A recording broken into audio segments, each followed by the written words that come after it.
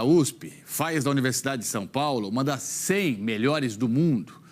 E agora, na segunda reportagem da nossa série especial para você sobre os 90 anos da USP, as descobertas científicas que fazem a diferença para nós, para o Brasil e também para o mundo.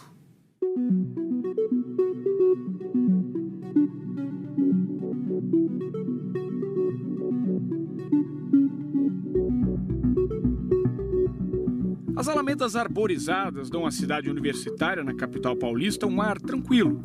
Um contraste com as salas de aula e os laboratórios, onde ideias fervilham o tempo todo. O Laboratório Nacional de Células-Tronco Embrionárias da USP acaba de comprovar que o DNA da população brasileira tem características únicas no mundo todo. O trabalho é coordenado pela professora do Instituto de Biociências, Lígia da Veiga Pereira, considerada uma das mais renomadas geneticistas do mundo. Ela foi pioneira na reprodução do primeiro camundongo transgênico e na produção da primeira linhagem de células-tronco embrionárias do país. A gente está agora para publicar os resultados dos sequenciamentos dos 3.000 primeiros genomas brasileiros sequenciados e é incrível porque, aliás, é lindo, né? A gente captura grandes frações de genomas de ancestralidade africana e indígenas.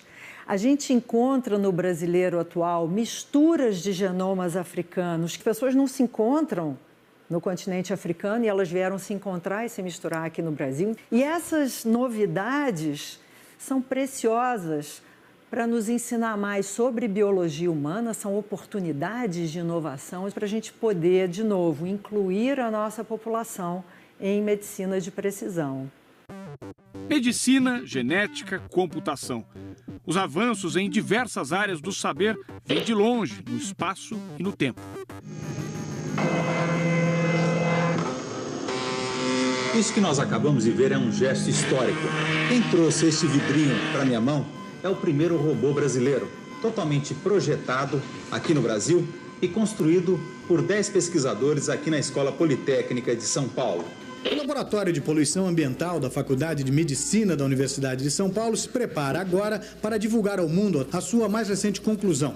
Indica que os habitantes de São Paulo começam a ser atingidos pela poluição antes mesmo de nascerem. A análise permitiu aos pesquisadores chegar a uma conclusão importante: a de que quem estuda mais tem menos chance de desenvolver sintomas de doenças como o Alzheimer.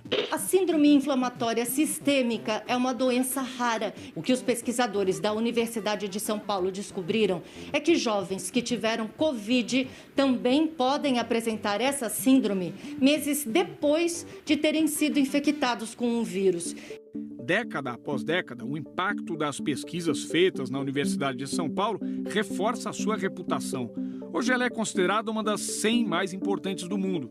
Está entre as 16 que mais publicam artigos acadêmicos no planeta e produz uma em cada 5 pesquisas feitas no Brasil. Uma das mais importantes delas começou a ser desenvolvida na década de 1940, quando o pesquisador Maurício Rocha e Silva comprovou que o veneno da jararaca provocava a queda da pressão arterial. Já na década de 1960, o professor Sérgio Ferreira isolou do veneno o princípio ativo bradicinina, o que viabilizou a produção do captopril, medicamento antihipertensivo usado em todo o mundo. Para se ter uma ideia, em 2023 foram distribuídos pelo SUS 28 milhões de unidades desse remédio só no estado de São Paulo. O incentivo à pesquisa é uma preocupação da universidade desde o início. Este filme de 1959, feito no campus da USP, em Piracicaba, interior paulista, mostra como era o ensino dos jovens alunos na Escola Superior de Agricultura Luiz de Queiroz, a ESALC. Aprendemos na cadeira de genética como se processa a polinização controlada do milho com o fito de obter linhagens puras para a sintetização posterior de híbridos. O Brasil deve muito às pesquisas feitas nos campos da ESALC, que são essas áreas experimentais aqui da universidade. Alguns dos estudos produzidos aqui ajudaram a transformar o país numa potência agrícola mundial. O novo desafio dos pesquisadores agora é tornar o agro brasileiro mais sustentável Eles já estão demonstrando que a maneira mais eficiente de atingir esse objetivo é cuidando da saúde do solo.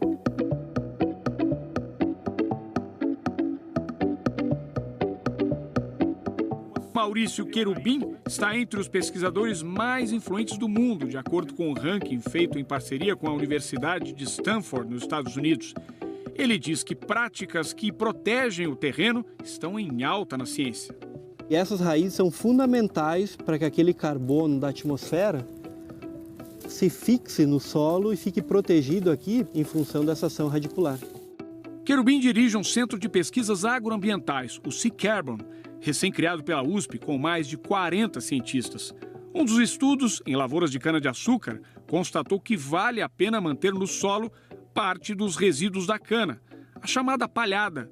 Assim, o terreno absorve gás carbônico, o que diminui as emissões na atmosfera. O carbono na atmosfera ele é um problema, mas em excesso. Mas no solo ele tem um papel fundamental porque ele é fonte de cargas elétricas para retenção de nutrientes. Eu diria que saúde do solo é a base para nós termos uma agricultura mais produtiva, menos vulnerável aos eventos extremos que nós vamos ter cada vez mais frequentes e intensos nos próximos anos em decorrência das mudanças climáticas. Para financiar cerca de 16 mil pesquisas por ano, como foi em 2023, a USP tem um grande aliado. Só no ano passado, o Fundo de Amparo à Pesquisa do Estado de São Paulo desembolsou quase 600 milhões de reais aos projetos da USP. Mas mesmo na maior universidade do país, os desafios são imensos. O financiamento ainda é considerado insuficiente e a burocracia vista como um entrave. Tudo isso, junto com o valor baixo das bolsas, alimenta a saída de talentos.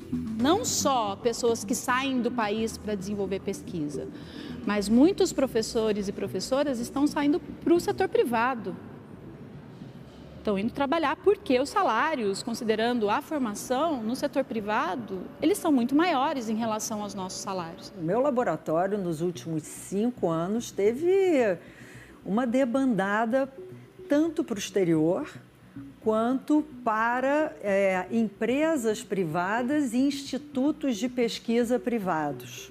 Mudanças fundamentais para multiplicar a paixão pelo conhecimento. No fim do dia, o que a gente precisa é passar esse bastão do entusiasmo pela ciência para as novas gerações.